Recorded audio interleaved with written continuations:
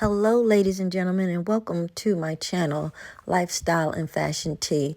I've been digging into this Attica prison strike and looking further into this Attica Correctional Facility. So I have a little video mapped out for you, and let me just start by telling you what Attica is, because something is not sitting right in my spirit.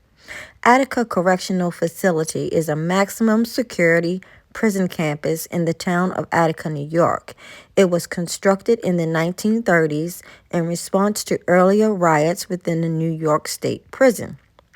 A CS gas system was installed in the mess hall and industry areas has been used to quell conflicts in these areas. The prison now holds numerous inmates who are serving short-term to life sentences. This prison is a maximum security facility. Attica was the site of a prison uprising in September of 1971, in which inmates took control of the prison for several days. They were seeking to negotiate to improve conditions and treatments. And the reason that I wanted to look further into this is because the strikes.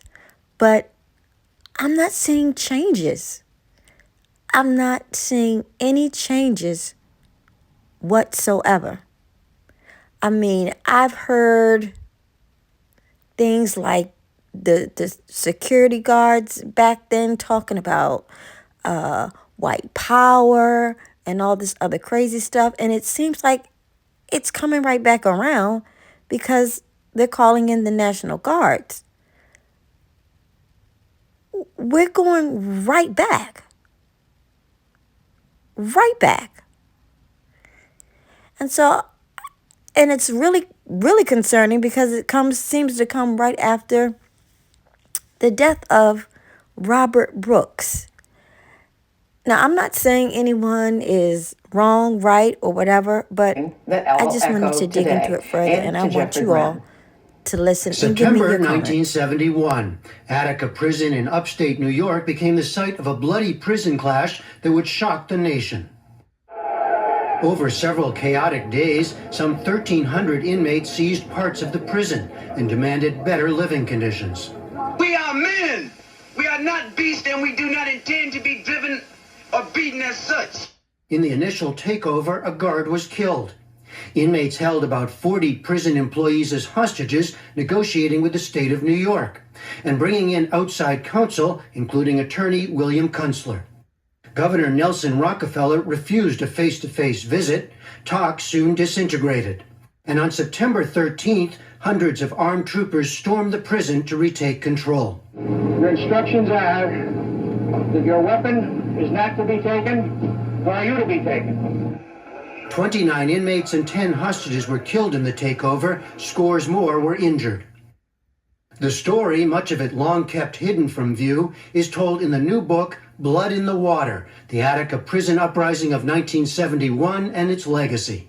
Author Heather Ann Thompson is an historian at the University of Michigan. Now, you argue there are two stories to tell. One is the what happened and one is the aftermath. Start with the what happened. What did the period leading up to the riot?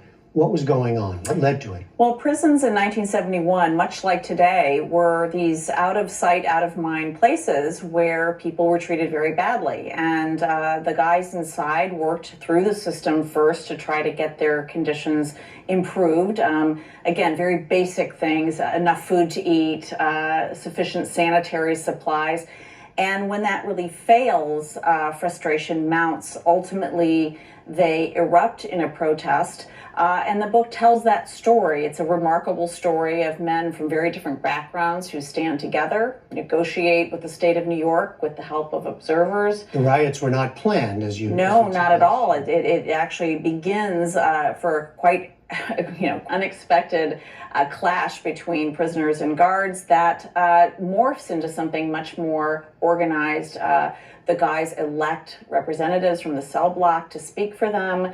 They begin negotiating with the state for better conditions. And for 4 days, the world watches as the media is there to see how this thing is going to unfold. Also violence, though. I mean, one guard is killed early on, so Indeed. there is it is real violence, not just the specter of violence. So what happened? Days go by, and the state decides to go in.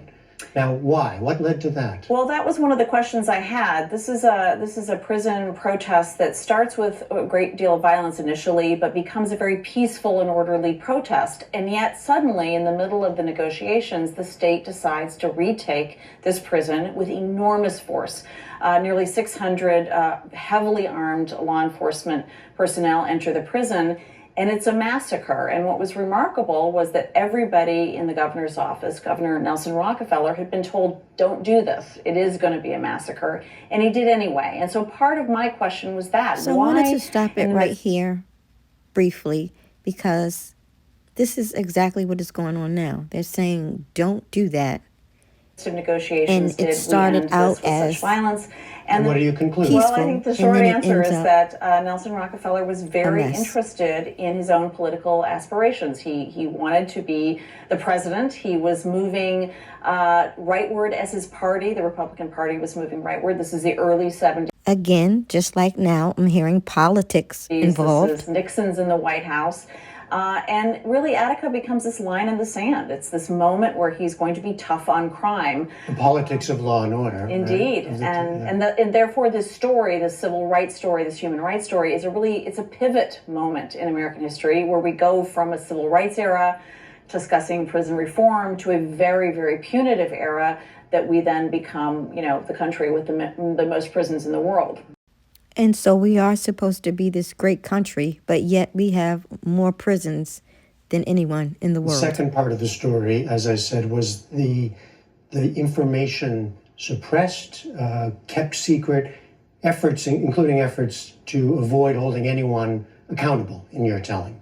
Yes, when I began the book, I had a very difficult time telling this history because it turns out that the state of New York has largely shut down access to all of the records related to Attica. Why are records shut down to Attica? Trump and Elon, you want to open up Epstein and Diddy, go open up Attica. Go open up these records, and that find is in out no small part because what the real all deal of the is. Deaths that happened on the 13th of September 1971, the day the state retakes the prison, are as a result of law enforcement bullets.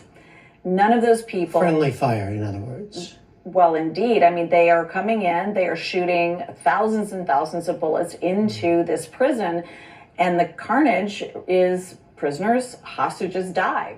And so the records thereafter are very controversial and they get shut down. And ultimately, no member of law enforcement is indicted for what happens during this retaking, even though... I'm sorry, but I got to stop it again because did you just hear what she said? Nobody was indicted. What's changing? What's all changing? Of the deaths during the retaking were at the hands of law enforcement. So those records have been sealed, and it's been very difficult to find out what happened, who committed which acts in the yard, and thus the length it took to do the book. So your sense that there was never any resolution or justice for anyone on all sides. Indeed. So ultimately, it's both prisoners and guards who were killed during this retaking, and both groups suffer tremendously. Indeed, for 40 years, they want to know what happened that day. What happened to my father? What happened to my brother? Why was there so much violence? What is the legacy? How did you come to see it? Well, what extent are these issues still with us? Indeed. I mean, the legacy is mixed. On the one hand, because the retaking is so bloody, and because the state then steps out in front of the prison and tells the world that the prisoners killed the hostages, which was simply not true, the world is very much encouraged. So the prisoners unaliving the hostages, simply to think not that true. Prisoners are animals. They're not deserving of human rights. Very let alone interesting civil rights. Because and Attica helps to fuel a this very sounds like punitive 2025 turn in to this me. country that we see today. Indeed, conditions in places like Attica are worse today than they were in 1971. So one legacy is repression, a real punitive moment. But at the same time, Attica was a story of 1,300 men who stood together against tremendous odds to ask to be treated as human. And that legacy is still also with us. We see today prisoners again speaking up to humanize the conditions behind bars, to be clear that containment for serving time does not mean a license for abuse or deprivation. And so I think it's a mixed legacy. The book is Blood in the Water. Heather Ann Thompson, thank you very much. Thank you. Pleaded guilty to brutally beating an inmate, but they themselves will not spend time behind bars. Sergeant Sean Warner, Officer Keith Swack, and Officer Matthew Rademacher are accused of breaking both legs of George Williams, as well as his shoulder, his eye socket, and his ribs. The beating took place 3 years ago in front of other prisoners, but it only came to light when Williams had to be taken to a hospital outside Attica to treat his injuries. On Monday, each guard pleaded guilty to a misdemeanor charge of misconduct. In exchange for quitting their jobs, they were spared any jail time. They'll also be allowed to keep their pensions.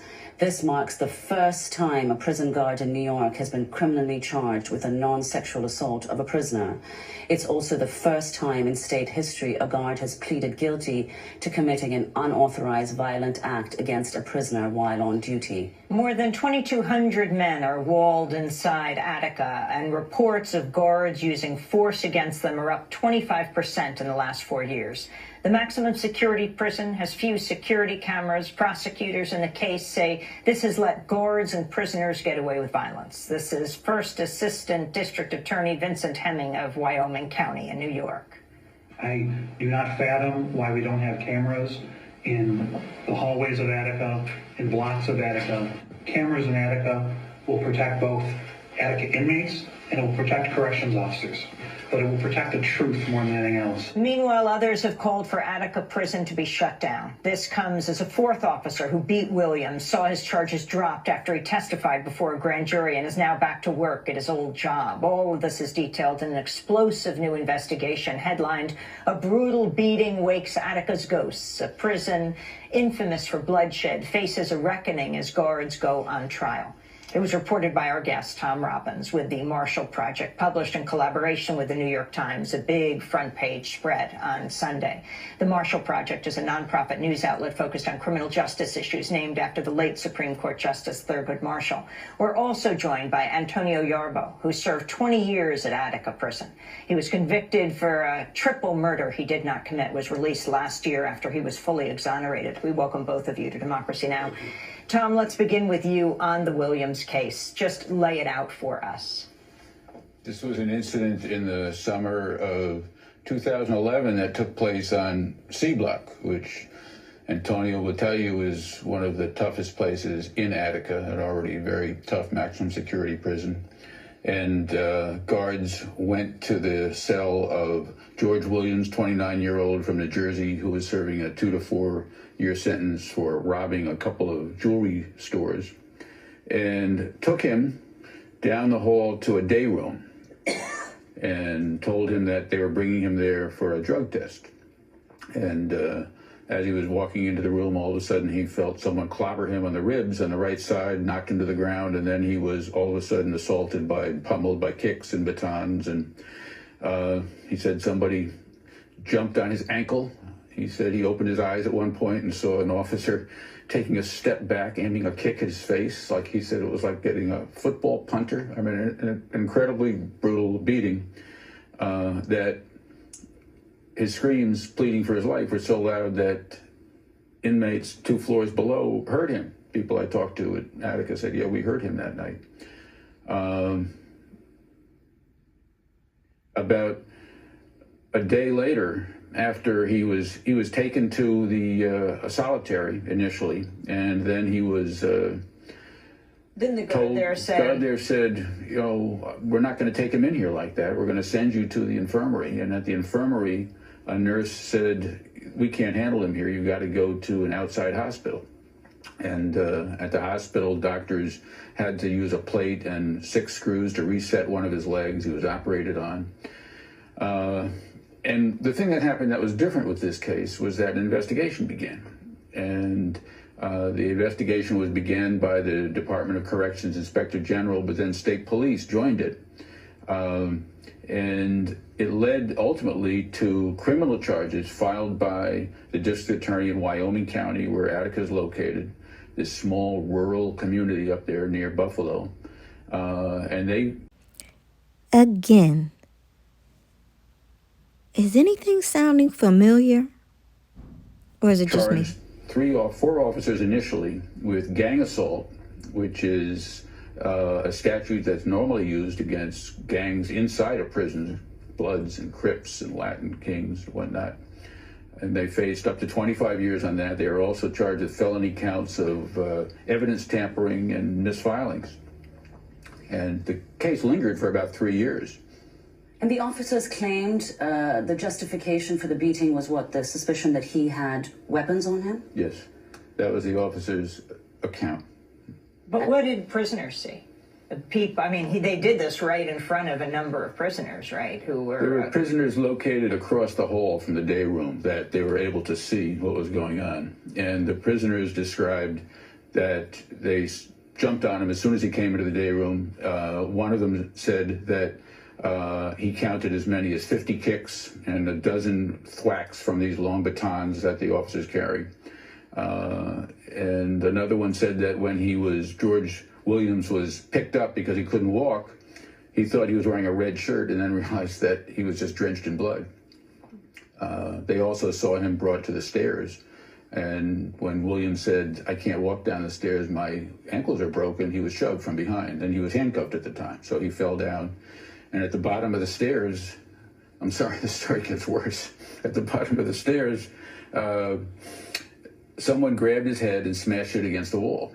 And they left him standing there for quite a long time until one of the rules in Attica when you're taken to solitary, which is where they're going to take him next, is that there's supposed to be a camera crew that records it. It's supposed to be a separate detail of guards. And he heard them shout, "The cameras are coming." And then one of the guards picked up what George Williams said was a dirty, wet mop and wiped his face to wipe the blood off it before he was taken to the solitary. I mean, it's such a gruesome story. And yet, what really struck me in the time that I spent in Attica getting this story was that it's not surprising to the inmates there. They said it happens all the time. So explain how it went from felony charges of this gang assault to they won't be serving any time in jail. Just this week, this plea bargain. There were innumerable hearings and changes in the case over the last 3 years. Initially, it was thrown out on a technicality. It was represented to a new grand jury by the district attorney up there. Finally ready for trial this past week, and at the last minute, the defendants decided that they would take a deal that had been on the table actually for more than 2 years that provided, as you'd said, for them no jail time in exchange for pleading guilty and quitting their jobs. Essentially, the criminal sanction is very little. When I jumped the turnstile when I was a kid, I got a conditional discharge as long as I stayed out of trouble for a year. I didn't lose my job, but the district attorney in Wyoming County was the first one to ever bring this case. It's not popular amongst the constituents who elect him, so it definitely took some nerve for him to do it. And what was George Williams' reaction to the settlement, so far as you know? He's clearly disappointed that there was no jail time, but I think he's relieved to put this behind him at this point. I don't think he was looking forward to being on the stand and being grilled by top defense attorneys, which the union had helped these guards raise funds for them, who were all set to grill George and other inmate witnesses. Before we go to the history of Attica, Antonio Yarborough, you're quoted in Tom's piece. You were at Attica for how long? 20 years. The full 2 decades. 2 decades, yes. Convicted of a triple murder, then fully exonerated and released. Right. The C block that Tom's describing, you lived on. No, actually, I lived in D block, but I also spent time in C block, A block. It depends what type of program that you want to select while you're there. Put you in whatever block that they put you in. So what was the D block that you were in? D block, I worked in a metal shop. You could work as a porter, or you could work as school porter or something like that. C block, is more notorious, so nobody really wants to go there. It's the laundry, and the hospital that, you go there and work there if you want to be in C block. Yeah. And could you describe what the conditions were in Attica for those 20 years?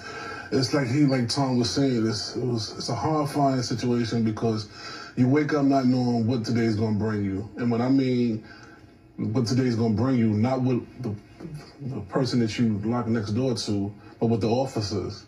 Because they have this culture there that, this attitude that everybody that comes from the city, I come from the city, the 5 boroughs, either they slicksters or they gang members or, they're there for what the paper says that they're there for.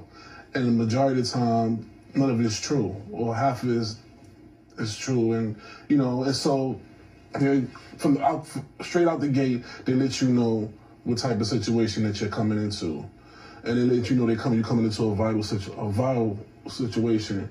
Whereas that if you come in there, one of the first speeches I ever got was, if you F up, excuse me, I don't want to curse, but if you F up, you're going to get F'd up. They tell you that right out the gate. You do what our officers tell you to do, you don't question them, and none of that, and so you know what you're getting into, or you know what you're going into the moment that you arrive there. They take you, they pull you to the side, outside the presence of other inmates or prisoners, and they surround you with four or five guards, and they give you the threat speech right out the gate. So you already know what you're entering the moment that you get there. And so that's what happened with me. When I first arrived there, I was 145 pounds soaking wet. I have never been in trouble, so all this stuff was extremely new to me. But the history of Attica from watching, the story about Attica, the riot. So going there, you're already afraid. Then when you get in there, they lay the hammer down, let you know, this is what it is. You know what I'm saying? So. And Tom, this history of Attica that people all over the country might not know. What happened at another September 11th, between September 9th and 13th, 1971? One of the things I'm glad about this story is that it's familiarized a new generation with what was one of the most hideous incidents, I think, in American history, certainly. So now we are in 2025, and we see the unaliving of Robert Brooks by the officers. Who's really safe? Multiple body cameras at Marcy Correctional Facility I don't know. in December. You guys let me know. The disturbing footage in the shows comments. officers choking, punching, and kicking the handcuffed 43-year-old on an exam table the day he was transferred to the facility. 2 sergeants and a nurse simply watching, never intervening, according to a deposition by an investigator. So the strike comes a few days after the unaliving of Robert Brooks. And something is not setting right with me. And this sign, safe prisons, safe officers, I definitely agree with that. Everyone should be safe. Everyone should be safe. But it's like when I look around all the time, I see the guards hurting the inmates. I don't know. I could be wrong. You just let me Corrections know. Officers Union providing an update today. This comes as the COs are now on day 10 of their illegal strike over working conditions. The mediator says both sides have continued to have constructive dialogue over issues like the HALT Act, mandatory overtime, and insufficient staffing. But we're told there's still a long way to go. And as 7 News reporter Derek Hyde explains tonight, the state now taking new action in its effort to get COs back on the job. It is day 10 of the ongoing illegal correction workers strike, many of them telling me they're very concerned about some text messages and calls they got from New York State. This message is being sent on behalf of the New York State Office of Employee Relations. Calls and text messages sent by the state directly to the phones of corrections officers on strike. You're being contacted because there's an ongoing illegal strike of corrections officers. AWOL employees will be docked pay, jeopardize their health insurance, risk termination, be subject to strike penalties, and risk further civil and criminal penalties. Many at the Attica strike telling me these messages were not well received. Eric Kinsel and Terry Birch are retired. So this is an illegal strike, And the governor is just putting the message out there. What could happen? You could get fired or whatever. But anyway, we have Trump and Elon Musk just firing people out the blue. Somebody make this make sense to me. Make it make sense. Make it make sense. Something is not right. This is backwards. All backwards. CEOs speaking on behalf of their former co-workers. What did you think of the state reaching out to them that way? It's not reaching out, it's threatening them. It's more of a threatening thing than anything. These ladies and gentlemen are threatened every day. So if she's threatening, what do we say? What would we call the president of the United States, Elon Musk, and then Donald Trump? He's the vice president. I don't know what the other one is, Vance. I don't know what he is. What are they doing? They're threatening. They're bullying. They're doing everything. Everything illegal. And it's going on. These messages coming just hours after Governor Hochul addressed the media about the ongoing strikes. We've done everything we can to encourage them to get back to work. And at the table, multiple people have sent me a copy of this internal email concerning family and medical leave, aka FMLA. That email I received says, quote, staff who are calling in FMLA should be ordered in just like everyone else. If they refuse the order to report for duty, they should be made AWOL as well for participating in the job action. AWOL employees will be docked pay, jeopardize their health insurance, risk termination. They're terrible, and I think it's illegal. According to the U.S. Department of Labor, employers who violate FMLA can face fines, lawsuits, and other penalties. Labor attorney Candace Morrison, who I spoke to last week, tells me FMLA is a job protection for a qualifying absence. Someone out on an FMLA leave cannot be forced to come back to work. Still, I'm told by the Department of Corrections, because of the illegal walkout from corrections officers, we are being forced to call people back to ensure we have the necessary staff to keep our facilities safe and secure. While we cannot comment on specific employees' medical or leave circumstances, the department will review any potential concerns on a case-by-case basis. Derek Hyde, 7 News, Attica. Okay, guys. I just wanted to go through that with you all and share this with you all. You let me know in the comments how you're feeling about the strikes, how you're feeling about the prison systems. Let me know if you're a correctional officer or you know someone that's a correctional officer. Let me know what's going on, because I'm starting to feel like Marvin Gaye. What is going on? Because Stevie Wonder can see what's going on. But you guys let me know what you think. You guys let me know what you think. And as I said, I definitely agree that prisons should be safe for the guards and the inmates. But we can't continue to just do what we want to do to each other. It's not right. It's not right. So again, thank you for watching and listening. Like, share, and subscribe. Like, share, and subscribe. And let me know your thoughts in the comments.